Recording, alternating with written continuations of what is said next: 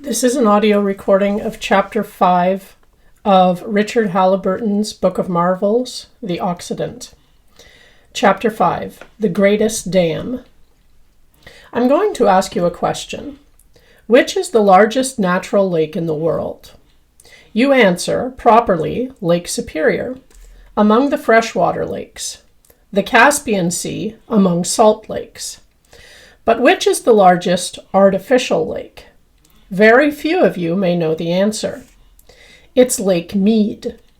This is the vast reservoir formed by the Colorado River backing up behind Boulder Dam. And Boulder Dam, as all the world knows, is the biggest dam in the world. It's built across the Grand Canyon, 30 miles below the point where Major Powell ended his famous expedition in 1869. Major Powell was not the only member of his family to fall in love with the Colorado River.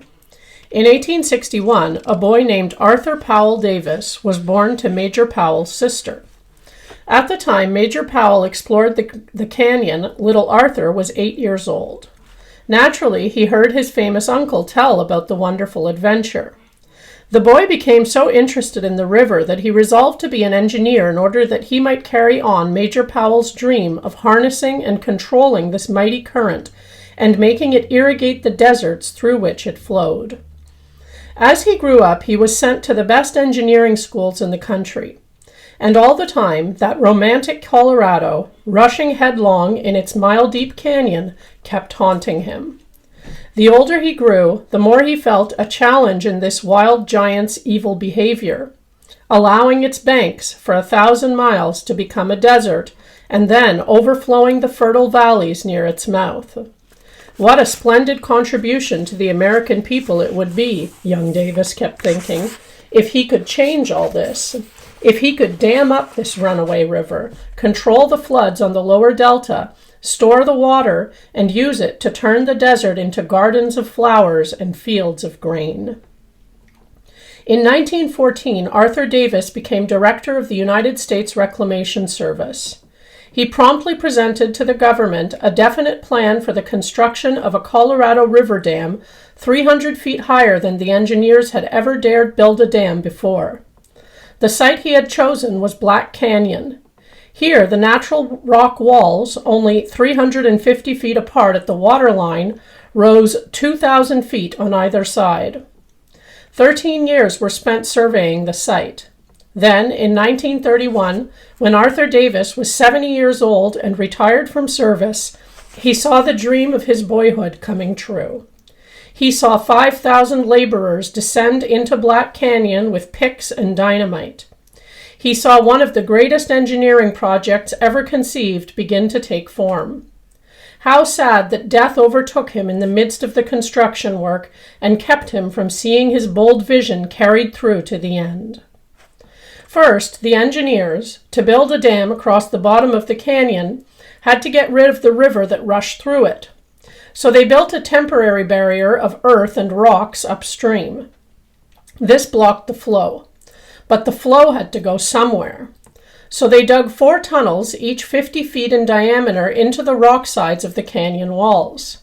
These tunnels, called bypasses, carried the entire river around the site of the Great Dam and emptied the water back into the canyon at a point farther down. Here, a second temporary barrier was built to keep the river from backing upstream again to flood the dry stretch where the foundations were being laid. Never in the history of the world have there been such foundations, for never before had such a weight been placed by man upon the earth. 7 million tons of concrete. This was a weight heavier than the Great Pyramid of Egypt. To support this burden and hold back the millions of tons of water behind it, the dam had to be made 660 feet thick at the base, as thick as a city block is long. Upon this vast base, 2,000 feet below the desert rim, the dam began to rise. The higher it climbed, the wider it had to stretch to either side as the rock walls of the canyon leaned farther and farther away from each other. At last, 1,730 feet above the canyon floor, the engineers decided to stop building up their concrete. The thickness was now only 45 feet, but the length along the crest had increased to 1,300. Can you picture a dam with such a height? 730 feet? The highest in the world heretofore was one in France, the Wonder Dam of Europe, just 450 feet high. When everything was ready, the bypasses were blocked up and the river allowed once more to flow in its own bed. It rushed against the great white monster in its path, but the monster was as immovable as the canyon walls. Blockaded and helpless, the river could only rise against the barrier. At the same time, it backed up in the canyon until the water measured over 600 feet deep at the dam and made a lake 115 miles long stretching upstream, Lake Mead. Then, locked fast in this lake, named for the commissioner of the United States Bureau of Reclamation who held office at that time, part of the water was allowed to flow down huge steel tubes into powerhouses where electric power could be generated in unlimited quantities and distributed to all the cities of the Southwest. The surplus water was discharged from outlets high above the powerhouses and sent leaping 200 feet through the air in jets 8 feet thick. We can better understand the quantity of this water when we learn that, if all discharge from the reservoir into the lower canyon were cut off, which of course must never happen, it would take 2 years' constant flow of the Colorado River to fill Lake Mead. But as part of the water must always flow on into the lower river, it has taken much longer than 2 years to fill the lake. From the Grand Canyon, it's an easy journey in our automobile to follow the stream down to Boulder Dam, though it certainly wasn't for Major Powell in his rowboat. We motor across the desert, and with no more warning than we had at the Grand Canyon, we stumble upon another of the world's truly great sights. Suddenly, as our road leads over a rocky ridge in the burning wilderness, we see Lake Mead hundreds of feet below, held back by the huge white wall of concrete curving across the canyon. And on the lower side of this wall, we see the canyon falling away, revealing the powerhouses and the jets of leaping, roaring water, all 700 feet below the lake. It was my good fortune to see Boulder Dam the first time during its construction. From this same point of view, at the canyon's rim, I could look down upon the section of dry riverbed and upon the 2 barriers, one upstream, one downstream, that held back the river. The dam was just half built, with buckets, each holding 16 tons of concrete, constantly releasing their cargoes onto the rising white wall. High above everything, cables were stretched from cliff to cliff across the canyon, and along these cables, wooden cages, big enough to hold 30 workmen, glided back and forth. Several times I went riding in these cages and could look down 1,000 feet into the dry canyon floor, where 3,000 men with trucks and trains and derricks and electric shovels all struggled and strained to heighten the cement mountain towering above them. This regiment of workers seemed unconcerned with the fact that the river, shut off by dikes upstream and down, had risen 50 feet above their heads, or that it was seething through its rock tunnels on either side of them. The work went on day and night, Sunday, Christmas, 4th of July, non-stop with never a minute's rest. There had to be a constant flow of concrete every minute for 2 years in order that the mass might be knit together in one piece. At night, the whole intensely busy scene was bathed with floodlights.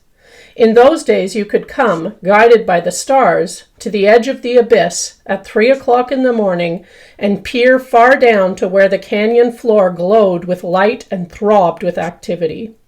And there, towering over the ant-like workers, the glittering vision of the dam's unfinished bulk leaped out of the darkness. That was a wonderful, a sensational picture, and one that we shall never behold again. Now, however, our automobile rolls right across the crest of Boulder Dam, for the main highway uses it as a bridge. We can look over the upstream side and see the water of the lake close at hand, and over the other side we can gaze upon the powerhouses hundreds of feet below. An elevator which descends right through the center of the dam drops us down to these powerhouses.